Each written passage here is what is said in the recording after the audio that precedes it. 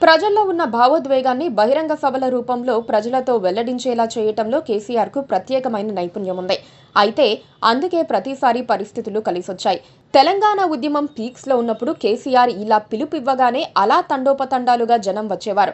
రాష్ట్ర స్థాయి బహిరంగ సభలు నిర్వహించాలంటే కేసీఆర్ ప్లానింగ్ ఓ రేంజ్లో ఉండేది.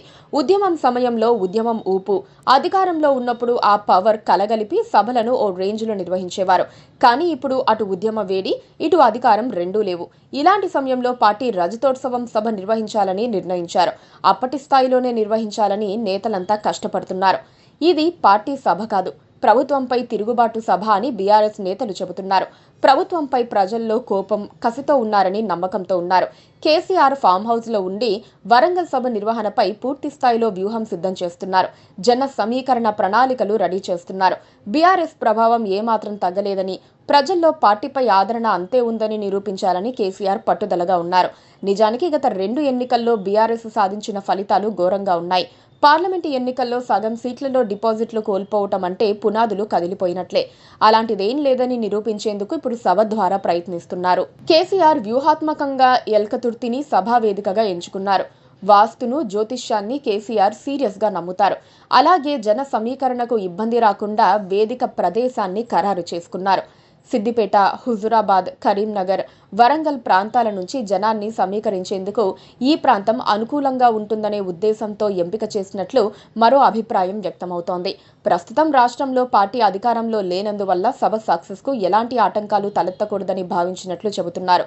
సభ విజయవంతానికి ఉన్న మెజారిటీ అవకాశాలను ఆలోచించి వాస్తు ప్రకారం జన సమీకరణకు అనుకూలంగా ఉన్నందున ముందు జాగ్రత్తగా ఎల్కతుర్తిని ఎంపిక చేసుకున్నారు.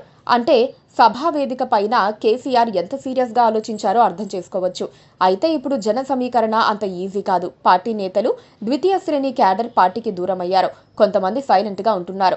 ఆన్లైన్లో చూపించినంత ఊపు ఆఫ్లైన్లో చూపించడం లేదు. ఇలాంటి సవాళ్ల మధ్య రజతోత్సవం సభను అనూహ్యమైన జనాదరణతో నిర్వహించకపోతే బీఆర్ఎస్ పరిస్థితి దారుణంగా ఉందన్న సంకేతాన్ని తామే ప్రజల్లోకి పంపినట్లుగా అవుతుంది. అందుకే ఈ విషయంలో కేసీఆర్ పూర్తి స్థాయిలో వర్కౌట్ చేస్తున్నారు. బహిరంగ సభ తర్వాత కేసీఆర్ ఇక పూర్తి స్థాయిలో ప్రజల్లో ఉండాలనుకుంటున్నారు. కేసీఆర్ గతంలో మౌనంగా ఉన్నా అదో వ్యూహం అనుకునేవారు. మౌనం తర్వాత ఆయన మాట్లాడే మాటల కోసం చాలా హైప్ వచ్చేది. ఇప్పుడు కూడా అలాంటి హైప్ వస్తుందన్న అంచనాలో బీఆర్ఎస్ ఉంది. కేసీఆర్ రాజకీయ వ్యూహాలను అంచనా వేయటం కష్టం. ఆయనను తక్కువ అంచనా వేయలేరు. అందుకే ఎల్కతుర్తి సభపై అందరి దృష్టి పడింది. Please subscribe to KTV Telugu. KTV Telugu. KTV Telugu. KTV Telugu channel.